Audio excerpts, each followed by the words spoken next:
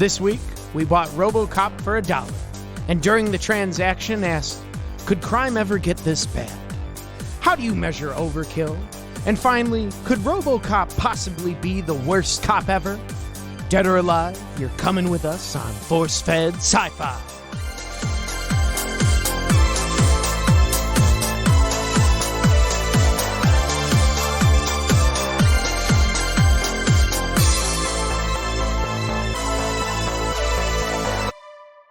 Hey gang, welcome back to the Force-Fed Sci-Fi Show. My name is Robocop Sean, and my co-host is the voluptuous.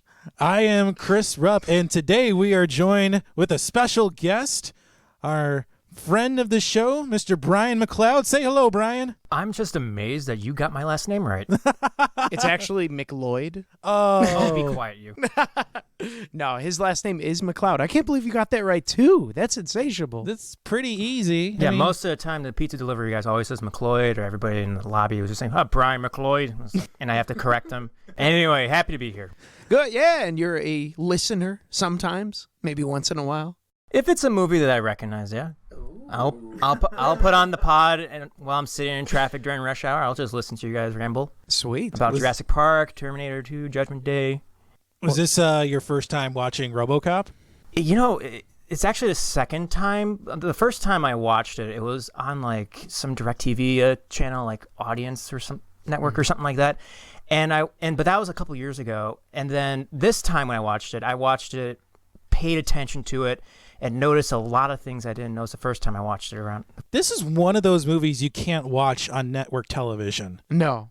It's so gory and graphic. There's so much terrible. There's so much that's edited down. It's like every scene has a curse word or some kind of catchphrase. Or someone exploding in blood. Absolutely. It's impossible. Every human being is just filled with 500,000 ketchup packets in this film. And lots of cocaine, too. Yes. Oh, my God. The villains were just nuts. So, Brian, what else do you, about you? Do you enjoy movies? Are you a sci-fi fan? Like, tell us a little brief bio. Well, I do enjoy films. My favorite film, actually, is One Flew Over the Cuckoo's Nest. I know it's not sci-fi. That's a great film. That's one of my personal favorites as well. Oh, my God. It is such a fantastic story. I am obsessed with. I have the book. I also have the play by Dale Wasserman. I memorize the monologues from the Jack Nicholson film by heart. Nurse Ratched, my favorite villain. It's a classic film, but that's not sci-fi. You know what? That's okay. But my favorite sci-fi films, they include Terminator, Jurassic Park, Star Wars. Sweet. I'm going to Disney World in a few weeks, and the Galaxy's Edge just opened up, and I'm really, really excited to check that place out. Wow. Quit bragging. Yeah. I'll brag on some more. Speaking of sci-fi and Disney, I was a former cast member at the Tower of Terror, which is themed to the Twilight Zone. Wow. Ooh. So do you have any kind of behind-the-scenes insight into what being a cast member is like at Disney? Anything you can tell us, we should say? Well, Walt Disney is not frozen. Oh, way to kill the dream. You're right. He is cremated, and his ashes is out somewhere in California, Forest Lawn Cemetery. Wherever the cemetery where Michael Jackson's buried at, Walt Disney's over there. Oh, God. No, he's not cryogenically frozen. I was going to say chronologically frozen. His head hasn't been chopped off. And, No. under the statue. He's dead. He's dead. Good as dead. One of my favorite Family Guy vignettes was when they unfreeze Walt Disney. Oh, God. And he pops out and says, "Are the Jews gone?" Oh, God. And when they tell him no, he goes, "Put me back in." That's right. He was quite the racist. Oh, man. And quite the chain smoker, too. That's something that they never told us. Because I remember when I was there, they have this class called Traditions, which is kind of like orientation. And it's for orientation, it is just flat out amazing. And it's just beyond... God, it's so over the top. Like you sit down in this big conference room and they're just spoon feeding you propaganda. Now, let me emphasize, even though propaganda is bad, this is some pretty good propaganda. It is Disney propaganda. Oh, absolutely, it's magical to the T. And then some guy in a Mickey Mouse costume comes out and he's like, "Oh, welcome." Oh my! Don't tell people Walt Disney smoked. here's your name tag. He's like the South Park. I'm not gonna hurt you. What's this I hear about not wearing the purity rings? So you listed some pretty big sci-fi films that you've enjoyed watching. You know, Jurassic Park, Star Wars. What is it about the sci-fi genre, or specifically those films, that attract you to watching them? I think it's just the fantasy, really, because Star Wars, it's, even though it's in the sci-fi realm, there is like a bit of a Western theme to it, especially with the first one. And also the fact that it just takes you out, like I think for most films and, just plays and YouTube videos and all kinds of medias, if the objection is to suspend reality, even if it's just for like an hour or two, it's amazing. And that's why Star Wars is my favorite film. And in many ways, that's what sci-fi should be all about, suspending reality for just a few hours. Ooh. Yeah, we agree with that. Yeah, it's always nice when we can watch a film in the list that kind of takes us out of, how messed up the world is sometimes. Right? Or then we just talk about how messed up the film is. And that's pretty entertaining, too. Well, I think Robocop is definitely kind of walks the line between the whole escapism quality and the brutality. But also very thankful that we are not living in Detroit. Yeah. Oh, my God. That was so bad. I thought it was Chicago for some reason. Then you see the patches. I was like, good God, it was messed up. Set in Detroit, but filmed in Dallas, Texas. Oh, wow. Wow. That's cool. So I'm not sure exactly who they're going after. Right? God, and we didn't get like a time frame on this film either, right? It wasn't like set in the future, the 2000s. Because there was no opening title crawl. It just said Robocop. We were debating about this before we started recording about when this film actually takes place, and it doesn't even say in the near future or the near distant or whatever. It doesn't give any sort of year. Like the cars aren't even like futuristic either. If I imagine the police cars look pretty normal. The most futuristic car they used was a 1986 Ford Taurus. It's almost like they've taken Dave Ramsey's advice and just, instead of buying a new car, just buy an old beater. Right? And then put a giant metallic man inside. Like, wow, for such a violent society, everybody's financially responsible. Well, you'd think so, but now the city of Detroit has gone bankrupt. Yeah, well, in some ways, this movie's pretty accurate. Yeah, in a lot of ways. So epic foreshadowing by Robocop. So yeah, it's Detroit's in the throes of this epic crime wave, and I hesitate using epic, but that's really what it is. There's police officers being murdered left and right. I think one of the opening news segments is talking about over like 25 officers that have been killed. Yeah. That's insane. That's nuts, man. For any other city, I think they would have called in the National Guard at this point. Yes. I mean, one police officer being killed is an aberration within any sort of like 18-month period. Even in Chicago, we don't see police officers being killed at this rate that we see in the film. No. Well, yeah, and we don't hear about it as often. It's usually the inverse of the people being on the other side. Did that like strike you like as differential when watching this? Because for me, it struck me like, oh God, this is a film about cops. Like they're taking the consideration of, them being gunned down. Whereas like in our current climate, not to get political or anything, but like it seems the inverse in modern times, because that kind of took a little adjusting for me, at least. I think the time when the film was produced and wrote, it was just coming out of the 70s where crime was at an epically terrible level, even more so than it was now. I mean, in New York City alone, there was something like 15 murders a day. That's nuts. Which is unheard of. I mean, now there's maybe 5 a day, which is still a lot. It's still a lot, but it's nowhere near the levels of crime and brazenness of it that it was in the 70s. And I think like I know my parents always talk about the 70s and 80s because they say, sometimes you think this is bad now. Think about 20, 30, 40 years ago. It was even worse. And sometimes it's just hard to envision that, But with this film, it definitely put that into perspective, at least in my mind. Yeah, it took those figures and it cranked it up to 11. Yes. It was crazy. What did you think about RoboCop as a cop, Brian? How were the police officers in this film? I think RoboCop in the film is probably the best cop that they have in Detroit. What? As for all the other cops, They all sucked. So that's this week on who's not doing their job correctly. Well, yes, he's the best cop in Detroit, but that's not saying much. We don't see Robocop do any actual police work. Chris, let's break that down. What does a police work entail? Well, we know people that are police officers. And what does that entail? Huh? I would say 2/3 of the job of every police officer is paperwork. Yes. It is loads and loads and loads upon paperwork. We don't see Robocop fill out any sheet of paper once in the film. No. That we know of. Right. While he's probably while he was, resting up, eating that baby food, he's probably filling out some paperwork. He doesn't make any arrests, though. He does, even with the exception of Boddicker, close to the end of the film, he doesn't arrest anybody. That dude he encounters in his first encounter in the convenience store, he twists that submachine gun and throws the dude into the freezer window. He doesn't take him away. He just says, "Thank you for your cooperation," and walks out. Right? I think he totally forgot that the criminal is still there with the gun. Right. He even listed off the directives to his boss, like uphold the law. Uphold the law means arresting people too, Are you saying then the only film that possibly embodies the life of a policeman is The Other Guys with Will Ferrell and Mark Wahlberg? It is the only cop film I've seen where they actually sit down to do paperwork. They do. Oh my God. And I love that film too. That would be my recommendation. The Forrest Fed Sci-Fi's non-sci-fi recommendation of the week, Other Guys. I cried when I watched that film of tears of laughter.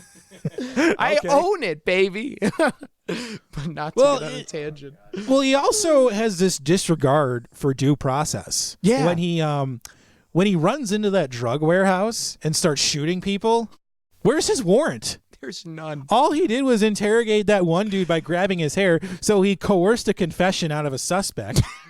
I know, right? So the warrant, if he got a warrant, it's going to be baseless. And he just walked in and started shooting people. There has to be some sort of legislation that lets RoboCop just cause as much property damage as possible and bypasses all the paperwork in the city of Detroit. It's the There superhero has to be legislation. something there. Yeah, exactly. I mean, for being designed solely for police work, he's also programmed with a total disregard for police procedures. Right. I mean, he's got the 3 directives, and the 4th one that's a secret until later in the movie. But he clearly doesn't understand that, hey, when you arrest somebody, you've got to fill out paperwork as to why you did it. You can't just go around John Wayning everyone and being like, all right, just doing my duty. Well, he's clearly a better solution to that hulking behemoth Ed 209. Oh, yeah, it can't even go downstairs. Yeah, that's solely designed just for massacring people. That was so funny. I love it when it wobbles and can't go down the stairs. And once it's on the stairs, it's throwing a temper tantrum. Yes. It reminded me of the AT-AT walkers from Star Wars Empire Strikes Back when it's wobbling. I'm like, aw. And they used stop motion for that, I believe. Yeah, those effects were created by Phil Tippett, who's a legendary stop motion animator. The suits were designed by special effects legend Rob Bottin. Oh my gosh! Who he created the effects for John Carpenter's The Thing. Oh wow! Yeah, and those suits I heard were hot. It was hard for Peter Weller. He's the Robocop. He lost, I think he had said something between 3 to 5 pounds a day just from sweat. So they had to install fans. And initially, he got cast because the other 2 guys that were supposed to be Robocop were too big for the suits. They couldn't fit in them. But then Peter Weller had to bulk up because he couldn't even move the suits. It was just talk about a hell of a pre-production, man. Well, actually, there was a good portion of the film's meager budget was allocated for the design and creation of the suit. Oh, that's crazy. Yeah, $1 million of the film's $13 million budget was allocated to building the suit. Money well spent. It looked good though. Yeah, I mean it's a great effect. It's one of the better looking effects I think we've seen, practical wise. And another thing to point out, I had the name here somewhere, but the production team hired a movement coach from Juilliard to work with Peter Weller in the production because, keep in mind, yeah, the suit was heavy, but he also has to act like a robot. That's nuts. Yeah, and whoever the coach was did a fantastic job because, particularly in the scene where RoboCop is going through the data department or whatever, or looking up information on the suspects not suspects, but the people who killed him. Just the way that he just moves his torso, and then he just moves his head. It's just so robotic that it's just a guy in a suit. But you for a second you're convinced, wow, this guy's a robot. This is an actual robot. Well, it speaks to Peter Weller's commitment as an actor, because granted, he hasn't been in too many big things since Robocop, but everything that, at least that I've seen him in, I have enjoyed him. I mean, he was on 24 in a pretty good run there. He's Admiral Marcus in Star Trek Into Darkness, even though it's a remake of The Wrath of Khan. It's still a great movie. And then he's Bruce Wayne and Batman in one of my favorite adaptations of the series, The Dark Knight Returns. There's a nice little RoboCop nod in in the first film where he punches through the wall with both of his fists and he grabs the bad guy through the wall. I know. I was thinking Batman when I saw it. That moment was when the film became a comic book film for me. I'm like, oh, this is totally. And speaking of RoboCop in other films, Brian, you brought up something in pre-production that RoboCop was featured in some wrestling or something. The correction, it's professional wrestling. Thank you. Oh, okay. Sorry. It is a legitimate sport and is absolutely not fake whatsoever. Says, do not give me that side-eye, Chris. Side-eye. Oh, don't get me wrong. I enjoy wrestling as much as the next person, but I know it's choreographed to the max. So the reason why I'm bringing this up is because this is regarded as one of the worst moments in professional wrestling history, and cross-branding is not uncommon. But in this instance, I believe it was in the early 90s. So this is like past the original RoboCop. So we're talking like right around RoboCop 2 or 3. But in World Championship Wrestling, there's this pay-per-view event called Capital Combat. And RoboCop made a cameo appearance. So just for those of you wrestling fans, listen up. You know this, but if you're not, just bear with me here. I'll just go through this really quick. So there's this faction called the Four Horsemen. And it's not a bunch of jockeys. It's a bunch of tough guys that are just the heels, which is the bad guys in wrestling terms. Wow. They're the bad guys in WCW. Shut up, Sean. Wait, wasn't Ric Flair in Ric Flair was in the Four Horsemen. Yeah, the Nature Boy. Woo! Did he wear like a horse helmet? Sean, stop speaking. No. But that would have been interesting. Oh, so we got Four Horsemen, who is the heel faction, and then you have Sting, and not the musician, but the wrestler Sting. Sean, don't make jokes. Yeah, he came out with the bass guitar and sang "Message in a Bottle." No, I'm kidding. I'll let Brian do it. God, this is a train wreck. I'm gonna go. No. Please finish. So Sting comes out, and the Four Horsemen, they put him in this cage that just happened to be on the side of the ring. And so Sting is locked in the cage, and next thing you know, Peter Weller as RoboCop, full costume and all, committing movement and everything, is slowly walking towards the ring while the announcers are just going, "Oh my God, it's RoboCop! He's here to save Sting!" And it's just, now keep in mind, the stage and the ring, that's quite a bit of a ways. So RoboCop's just taking his sweet time, and you just see like the heel faction, Four Horsemen just standing there, four guys just standing there, just waiting. And nothing happens for a while until basically RoboCop goes up to the cage, bends the bars, and rips the door right off the cage and releases Sting. And that was the whole segment.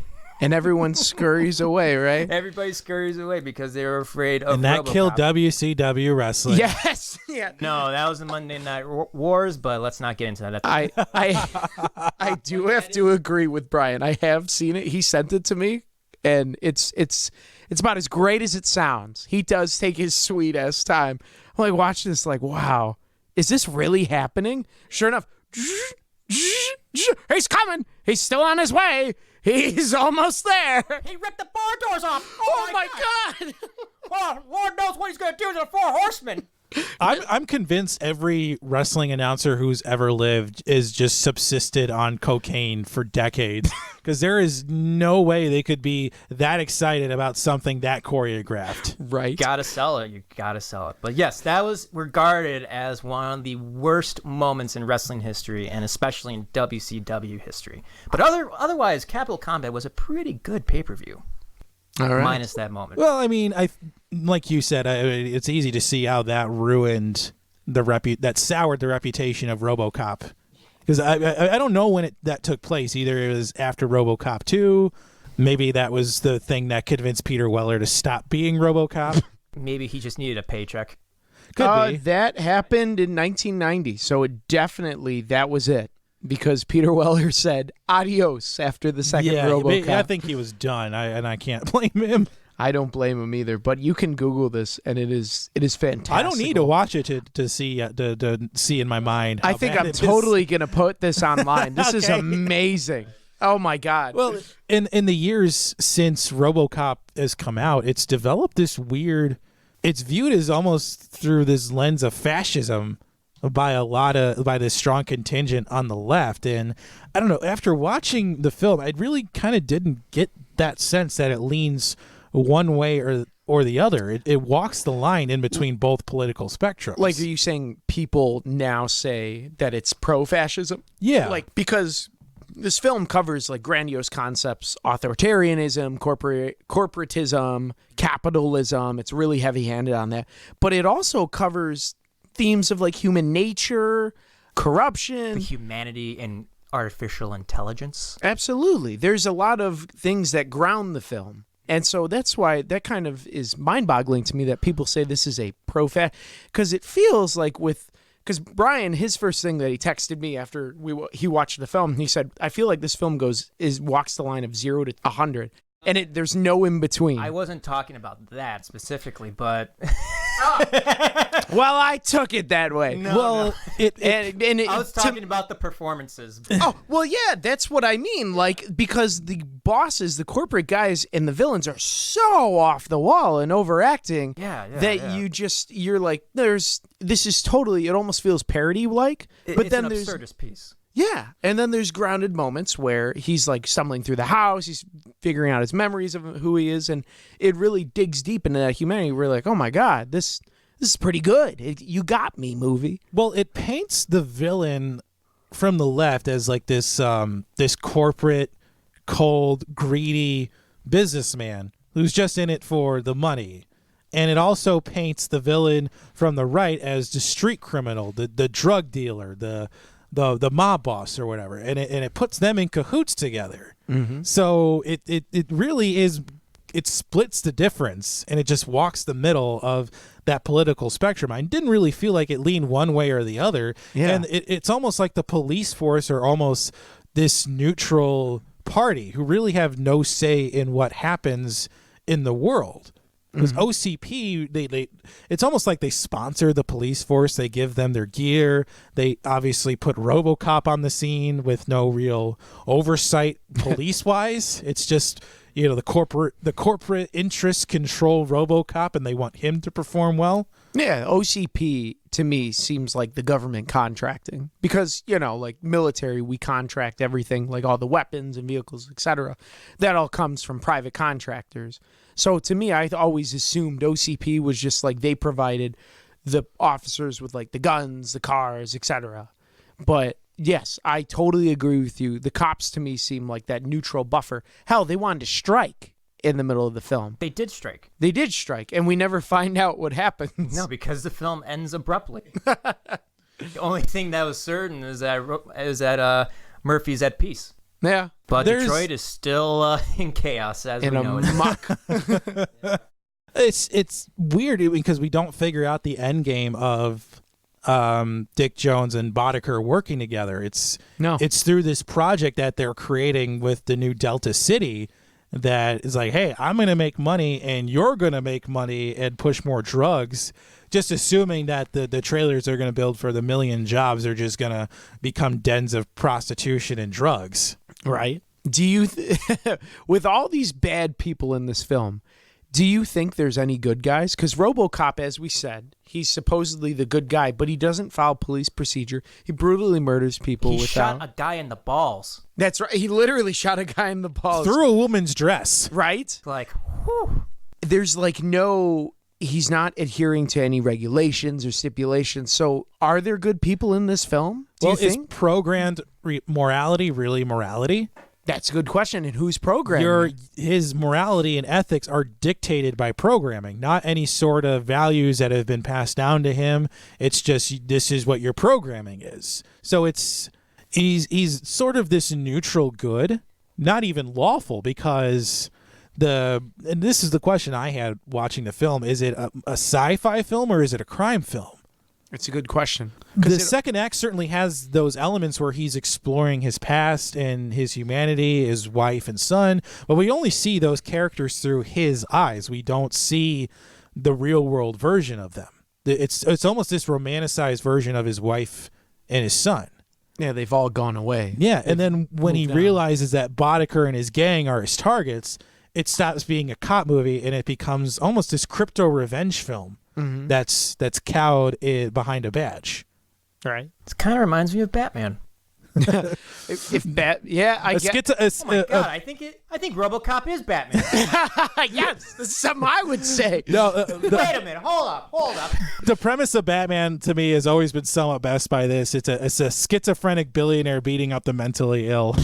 Jesus, that. I guess that is true. Don't get me wrong, I love Batman, but and the mentally ill, but it's fun to watch. But I mean, if you don't admit that Batman's got problems, you're clearly not watching the same thing. Instead let's watch an 80s cop drama with a guy wearing a metal suit driving around in a 1986 cop mobile. Well, nothing's wrong there. Well, and it's a billionaire on a budget. Yeah. Well, right? It's Brian, like you were saying, it becomes a Western. It stops being a sci-fi film and it becomes almost a sci-fi Western where he's going to go kill the gang leader who ruined his life, and then he's going to go kill the land baron who's ruining the town. And it feels, he even has the gun flip like a cowboy would do back in the 50s. Yeah, what was it, like TJ Laser? Yeah, just one of the worst names for a child's program I've ever heard. I wonder if his son actually saw him twirl his gun.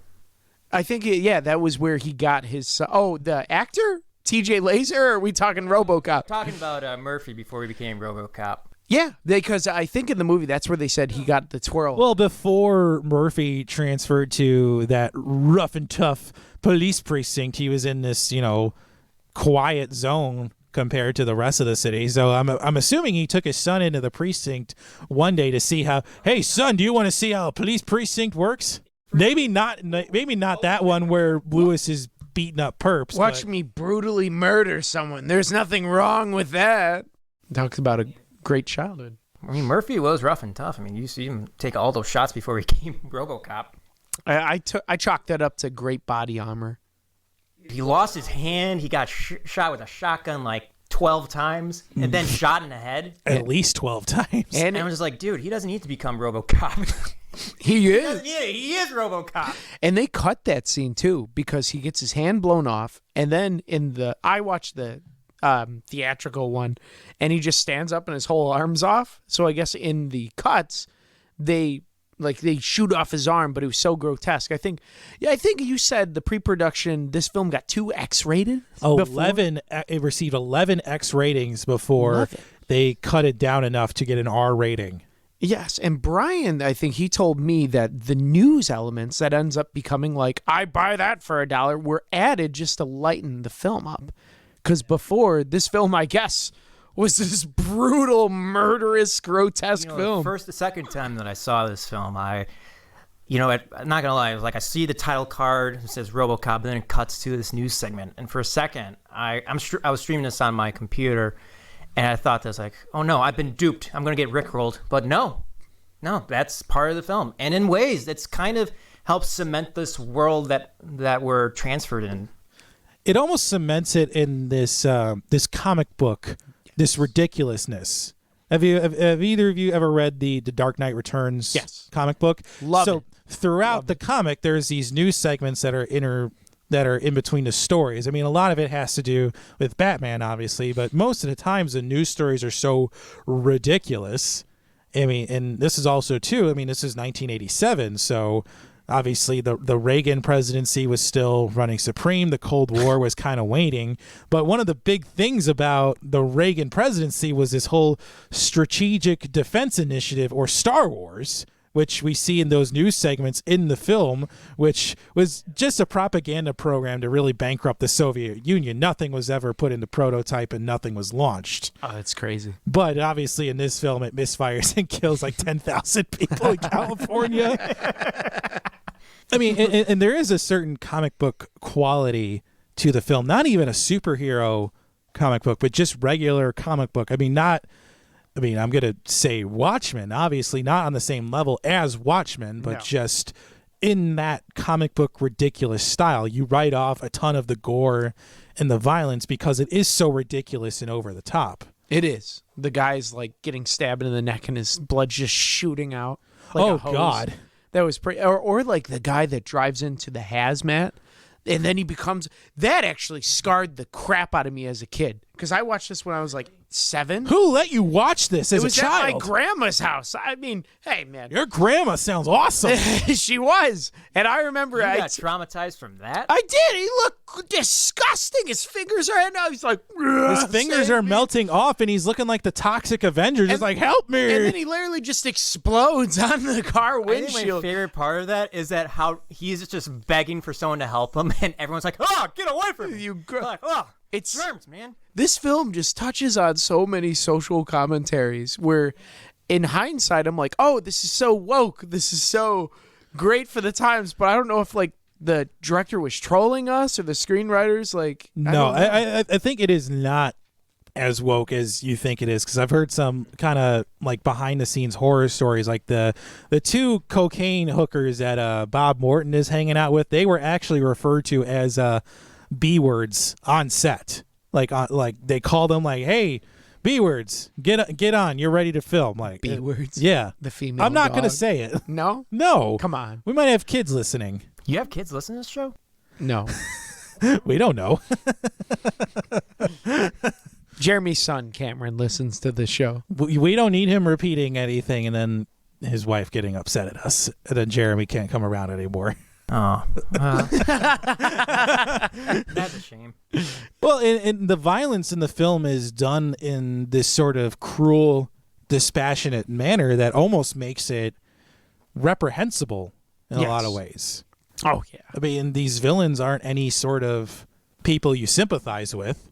But You've got one guy whose sole purpose is to have a Joker laugh and, have a dick joke. Wait, which one? The black one. The black guy. Because it seemed like everybody had some sort of Joker laugh. he sounded like the animal from the Return of the Jedi. The It's Oh, just like Jabba's pet? yes, he sounded like he was auditioning for Jabba's pet. That was exactly. That's pretty it. good. That was good. So it I makes have a me. theater degree, by the way. Putting the good use here. Oh, nice. Not So- for anything else. It makes me wonder with this violence. Do you think crime could ever get this bad in real life again? Yes. Like, yeah. yes. What makes you say yes, Brian? Because we live in such a very strange time now. Because, anybody could get a gun. Anybody could hack a car. Like, there's so much uncertainty now where violence could just be so over top. Now, by any means, do I think people are going to, like, explode like the way that people get shot in this film? Probably not. But I think it'll be much more sophisticated. See, I disagree. In the time of safe spaces and where people prefer to go use Tinder rather than talk to someone at a bar to go on a date, I think it could be easier to do it in modern times, but we lack the proper motivation to cause the chaos that could happen. The good old days when bartenders were therapists and you could cry into your whiskey and no one judged you. That's right. Now we just stare at our phones. So I feel like it could happen, but it's just, I don't think anyone would notice, to be honest, because we'd be on our phones. Well, we're already seeing a rise in white-collar crime. We've been seeing it for years. There was just a congressman who recently resigned for misusing campaign funds. That's one example. I mean, the Bernie Madoff Ponzi scheme is still relevant in people's minds, and we're still feeling the effects of a lot of financial crime and misdoings of the last 20 years. Would you say then, Chris, for crime being this bad, instead of it being more the physical explosions, death, and all that, it's being more like a white crime, collar crime, like people breaking the law and, like all the #MeToo things that are going More on. violent but not psychological. It's more psychologically violent, not physically violent. There is always the mentality behind white-collar crime or non-violent crime that's, like there's this misnomer that it's a victimless crime, and it's really not. And there's a great book written by John Douglas, who's a legendary FBI agent and profiler. He wrote a book called Mindhunter. If you know the word, this book was the basis for the show on Netflix. And there's a great portion near the beginning of the book where he busts a gambling ring. And he's got the head bookie in the back of his car, and it happens to be raining on the window. And John Douglas just asks this bookie, like, well, why do you do what you do? Why do you always gamble? And the bookie points at the window and these two raindrops, like, see those two raindrops? I'll make a bet with you right now which one reaches the bottom of the window. Huh. It's this mentality that the white collar criminals, quote unquote, have about, well, I'm not hurting anybody, but except you may be hurting yourself, you're hurting your family. I mean, are you prepared to deal with the consequences when your crimes come to light? So it's not like the physical immediacy, it's more like the long-term ramifications. Okay. Yeah, I mean, and it's hard to profile and learn, then diagnose and treat that type of crime because it's built up over decades. Yeah. Like Bernie Madoff didn't accumulate a $1 billion fortune, quote unquote, overnight. It was built on decades of bad investments by people he conned. Mm-hmm. This kind of reminds me of The Irishman. Yeah, Chris doesn't like that film. Poop on you. It's not that I don't like it. I think it's just overrated and it didn't live up to the hype. Come on, it's got Al Pacino going, Whoa! Wait, No. what?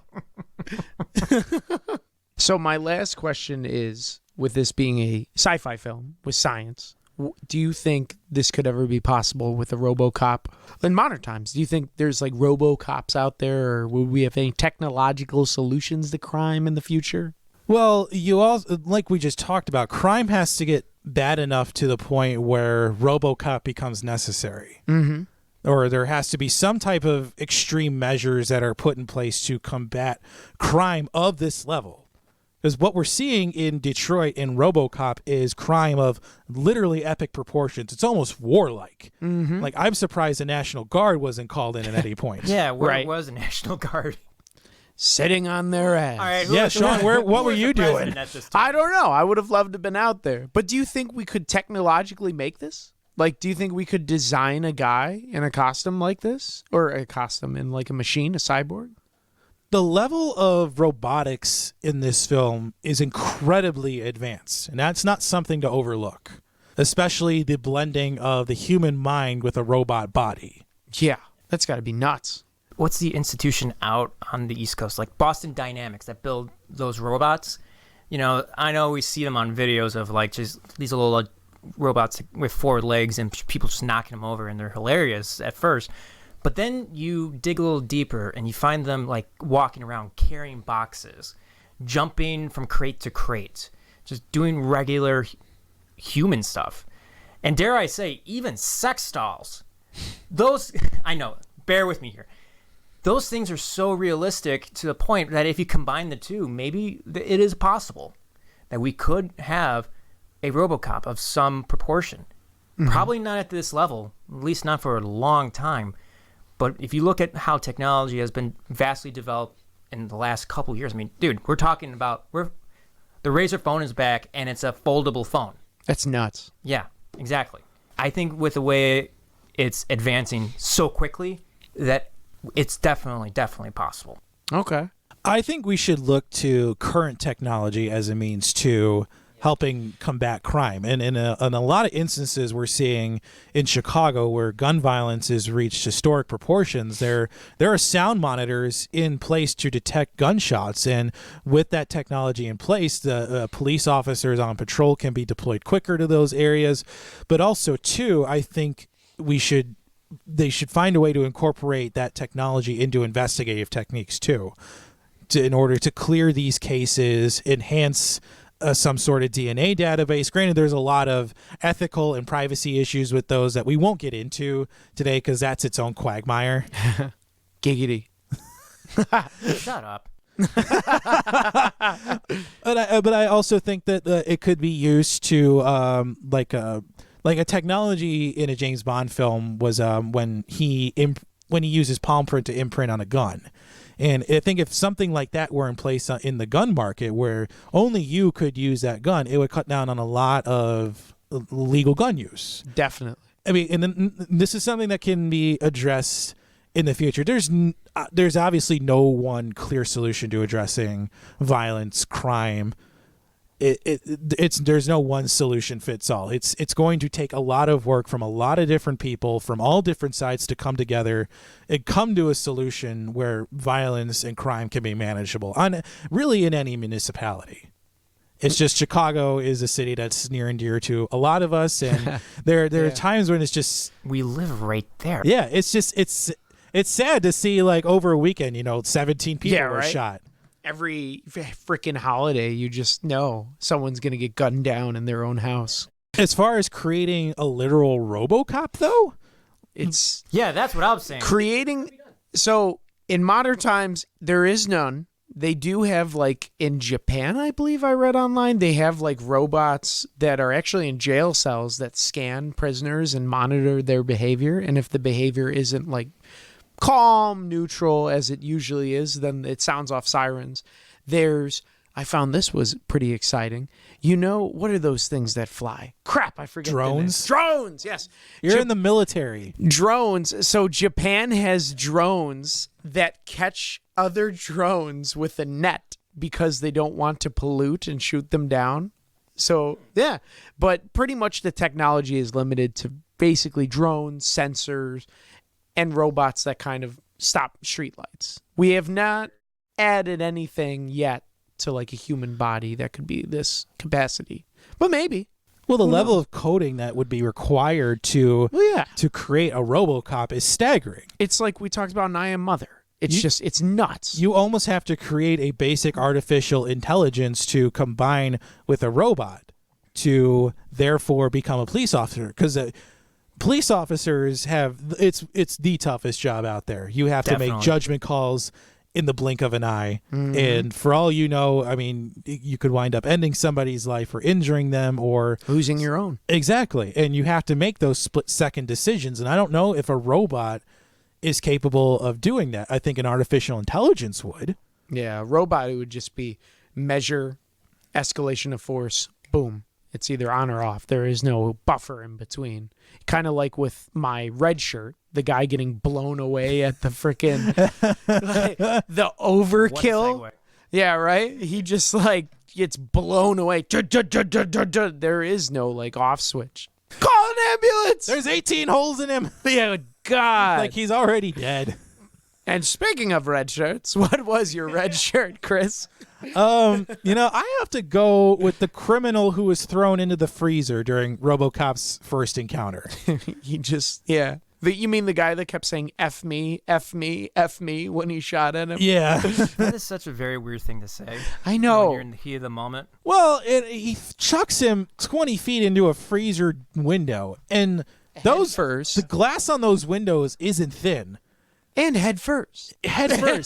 Even if he's not dead, he's going to have like serious brain damage. He's going to be eating pudding for a long time. Absolutely. He's going to be saying F me for days to come. Yeah.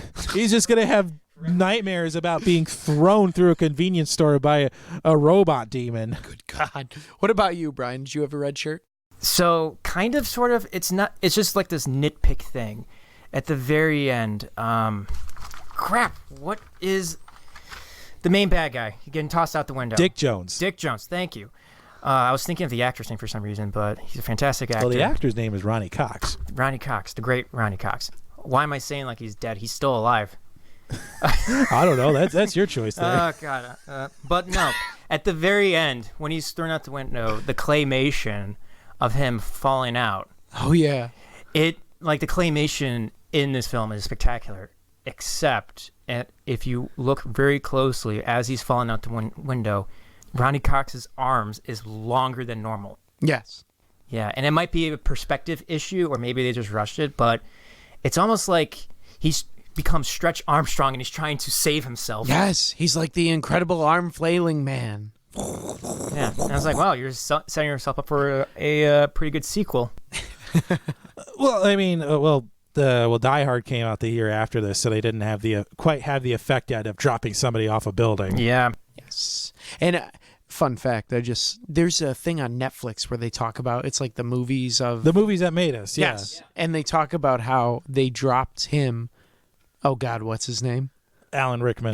Great Sorry. Alan. Sorry. Late great Alan. No offense, but when they dropped him, there was like actual fear in his eyes. Like they let him go, and he didn't know like that he was. Yeah, gonna they hit let the him go ground. on 1 and not 3. Yep. And so that's pretty incredible. A true professional. Whereas this guy, that was a claymation. It was, yeah. Huh. Speaking of things that may have bothered us, I think Brian, you may have listed a lens flare already, but did you have one that's not the claymation instance? Yeah, I know. So, I mean, it's just it's a nitpicky thing that I've noticed, but in the scene where RoboCop is helping the woman who's being attacked by 2 men, RoboCop shoots the guy right in the crotch, and I forgot, maybe he scared the other guy off, but the woman comes up to RoboCop and is just expressing how grateful she is, and then RoboCop starts mansplaining what's going on. He's like, "You are under psychological distress. We will take you to psychological ward." It's interesting how that term has evolved over the years, because back then it was just telling a woman what to do, and now it's called mansplaining. I mean, good intentions and all, but it's just like, whoa, hold up. I understand that. I mean, I took that as more so like him just showing like his lack of humanity, you know, that because hasn't been developed yet. The woman ran up to but him. Still, like, whoo. Yeah, Man, that this was pretty. guy, wow. But I think it's safe to say, at least in my perspective, that he does redeem himself throughout the film. But in that moment, it's just like, whoa. I mean, the very next scene, he goes and saves the mayor, so we kind of forget about it. Oh God, that scene! I want a boat and a car, a fast car, and I want some fresh coffee. One that gets crappy mileage but looks cool and goes really fast. And cruise control. Back in the 80s when cruise control was a thing. Cruise control was new. And AC in the car. It's like, whoa. What about you, Sean? What was your lens flare? My lens flare was not knowing whether his partner, Nancy Allen, I forget her name. Ann Lewis is the Ann character's Lewis name. is the character. Whether she dies or not in the film. She saves his ass by blowing up the chain, like the crane operator. Yeah, Isn't blows up she the in gang sequel, member. though? But she gets shot like a bunch of times. So and did she's Murphy, and look, he turned out okay. But he was wearing body armor. She wasn't. Well, Murphy was turned into RoboCop. I don't know. I don't think Lewis is going to get no, that he got treatment. shot like 50 times. He lost his arm, and before getting shot in the head, he was okay. He can no longer reproduce. He doesn't need to be RoboCop. He just needs some good old surgery and some Medicare, and he'll be good to go. All right. Go back and watch the tape. He's a real trooper. But They have the budget to create RoboCop, but they don't have the budget to give him some decent body armor. Like, dude, man, They give him decent body armor once he becomes not good RoboCop. enough. yeah, but you never. But you never know what happens to her. It's kind of ambiguous. But that happens in all of RoboCops. He just shoots people and then walks away. So that kind of bothered me. How about you? Well, there's actually 2 unresolved plot lines in this film. You picked one with Lewis. Mine was the other one. The police strike remains unsolved. And Brian, you mentioned this earlier. At the end of the film, the rest of the police force is still on strike. Yeah, that's right. That's right. Okay, there's no end credit MCU style clip of showing and the police union came to an agreement with the city and they're back on the job. No, you just get Murphy being personally fulfilled and cuts the credits. Yeah, we're He so glad smiles. RoboCop got his stuff worked out. Meanwhile, there's going to be more riots now that the rest of the city crime figures is out. still going through the roofs because cops are still on strike. But kudos for you, Murphy. Kudos for you. You know who you are. Who are you? I'm Murphy. I wanted to ask you guys this. What were your thoughts on Murphy/RoboCop's relationship with Lewis? When they first meet, I mean, we see Lewis as this, she's a badass tough cop who beats up a perp in the precinct. And they're so woke that they have a multi-gendered changing rooms. Well, that's Paul Verhoeven's leitmotif is co-ed showers and nudity just everywhere. Because he did the exact same thing in Starship Troopers. And Total Recall, too. The future. Well, he's Dutch. It's like, nudity isn't a thing over here. We are not ashamed of nudity. I don't know how he talks. I'm going to assume that's how he talks. In Deutschland, we do not worry about our private parts. Well, he also directed Showgirls, and there was like boobies every 30 seconds. Showgirls? He did. What?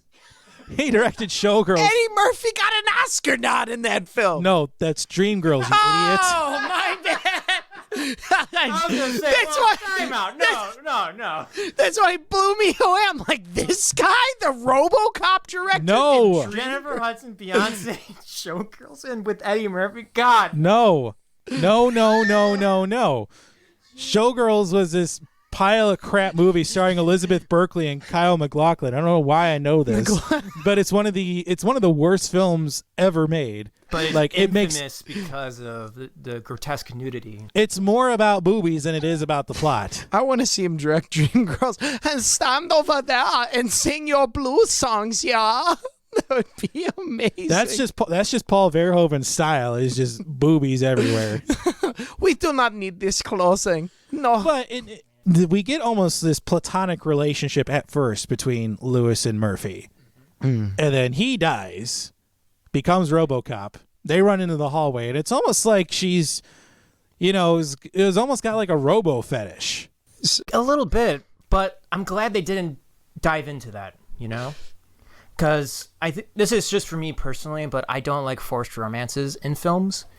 And I kind of like how they sort of teased it, but they didn't. But the focus of the story is Murphy's redemption and also the crime in the film. The only way I could best describe it is Rogue One, the Star Wars story, where we don't see the romance between the two characters of Jen and Cassian. Their romance was teased, but it was never. They never kissed in the film. They never. The most intimacy that they had was that they hugged while they're about to die on the beach. And in this case, in RoboCop, I guess the most intimate moment you have between Lewis and Murphy was Murphy trying to reprogram his targeting system. It's teased, but it's never hit on, and that is something that I really appreciated. Well, yes, I agree also, with you. If there was romance, it's like Lewis, this is a guy who can't find his wife and son, and now you're just messing with him. But I digress. I agree. I didn't see it too much as romance. I thought she was just wondering what happened to her partner and wanted to get him back, because I thought they gelled well as cops. But you know what? If she had a thing for the Robo Man, that's okay. Bow chicka wow wow to you too, man. We saw that in Solo. So go for it. This movie's woke, Chris. So on that note, let's... she's a hero because she restored the humanity in RoboCop. Bow chicka wow wow. So on that note, let's get into our rating system. So Brian McLeod, do you know our rating system on this show? Sure, but why don't you remind the listeners? Here on the Force Fed Sci-Fi Show, we've got 4 ratings: the would not watch, would watch, would own, or would host the Nerdtastic viewing party. So Brian McLeod, after viewing RoboCop and talking about, what would you give it? I would own it. Yeah? Yeah, because the thing is that if you take this film on face value, if you're not into sci-fi films or action films, you're going to see this as your classic action 80s film. But if you dig a little deeper and start peeling back on some of the layers that this film has, there's quite a lot to take in. Now, I'm just saying I'm owning it because I don't do nerd parties. Because I don't want people at my house. Sorry, guys. Well, maybe you're just ashamed of... But also, at the same time, this is a film that I still think it's a great film, especially rewatching it a couple of days ago, and just really looking for the themes in there. And it kind of reminds me of Total Recall in many aspects, because on the surface, it's an action film, but in actuality, it's pretty deep. Amen to that. I would own this film, I believe, as well. I would not host the Nerdtastic just because it moves me in a way. I like the elements, but in now finding out that the director was not as woke as we thought, that's okay to me. I did, though, enjoy the criticisms, at least what I took from it was the critiques of the culture and the fact that it goes from 100 to 0, but he finds that balance with the great writing, the great pacing, direction, and inserting the news clips, which makes it feel like a comic book film. I think this film is, to me, it's stellar. So I would own this film. How about you, Mr. Chris Ropp? Well, I think it's going to be a would-own, clean slate across the board. Sweet. Yeah, I think it's easy to criticize this film when you're looking at it through today's lens, and it's more the product of the time of when it was made. It's certainly a microcosm of the 1980s, and it touches on many, many different themes, and it doesn't paint anything in any particular bad light. I mean, it's more of a cautionary tale of the excesses of the negative aspects of the film, wealth, greed, decadence, opulence, technology, everything like that. I think the special effects are great, with the exception of some of the stop motion, claymation. The story is engaging, and Dick Jones.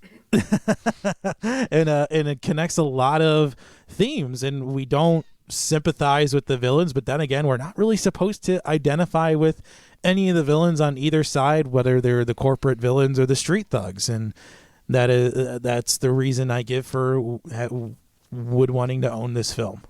Well, I buy that for $1. I do, however, think the violence would be off-putting for some viewers who are not familiar with it. Yeah. I mean, but if you're not disturbed by watching the violence, I think you're not watching the same film, because I think the gore and the violence is meant to be disturbing. Can I just ask one serious question? Who would win in a fight? Would it be Robocop or the Terminator? Oh, That's a good question. Well, does Robocop have future weapons, or is he just limited to like bullets and stuff? Let's just say that you got Arnie walking down the street in Detroit.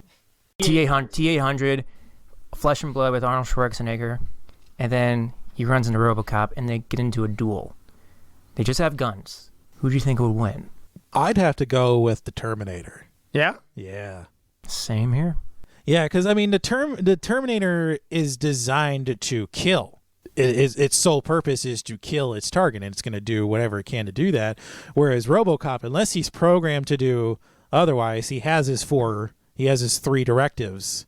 Or he has a flashback of his family. Yeah, unless he's engaged in direct combat, then he's gonna go into dead or alive mode and try to take out the Terminator. But I would have to give the edge to the Terminator. Same here. Yeah, I'm going to jump on that boat. The T1, Terminator 1, that guy T-800, he was nuts. Terribly scary. I feel like if the RoboCop fell into like the fiery plume, he would just die. Yeah. His face would be all melted and brain. So, yep, that's a sweep, man. So, with that being said, let's choose our next film with Major Samantha. Yes, we're going to enlist the help of our friendly random number generator AI Major Samantha to pick from a list of 118 films. And from that list, she has selected number 19. It is a film from 1979 in the James Bond series starring Roger Moore. It is Moonraker. Oh my gosh, I've never seen anyone rake leaves on the moon. Stop speaking. Well, with that being the show, we wanted to thank you, Mr. Brian, for coming on with us. Thank and you, talking. gentlemen, for having me. You got any pluggables to plug, Brian? No. Oh. Facebook, Twitter, Screw Instagram. you You can follow me on Instagram at Brian S. McLeod. I also do a little bit of stand-up comedy around the Chicagoland area, so if you see me, give me a shout-out. I'm also a Chicago actor, and I guess I can promote this because it's going to be released very soon, but there's a web series called Vaguely Haze, so keep your eyes peeled for that. It is not sci-fi, but it's a good up-and-coming teen comedy series where I play a college professor, where I get seduced by one of my students. It's a good time. Wow, that sounds all right. Pretty crazy. Well, again, Brian McLeod, thank you so much for being on the show with us today. We'd love to have you back in the future. You had a great time, great conversation. Thank you, gentlemen, for having me here in the studio. It's a lovely, lovely place. No problem. I Well, love the jacuzzi in the background. It's fantastic. all yours. Well, as All right. Well, I'm just going to go ahead and... Well, and if y'all enjoyed today's episode, please head on over to Apple Podcasts and leave us a 5-star review. It really helps to drive us up the charts as well as help people like you find the show. We are across the spectrum of social media with Facebook, Twitter, and Instagram, all at ForceFed Sci-Fi. You can check out and download episodes at Apple Podcasts, Google Podcasts, Spotify, the iHeartRadio app, or wherever you find podcasts. And go ahead and hit that subscribe button so you never miss an episode. Finally, you can check out our website, forcefedsci-fi.com, for show notes and links to all of our social media. So for all of us at the ForceFed Sci-Fi team, and Mr. Brian McLeod, we'll see you next time.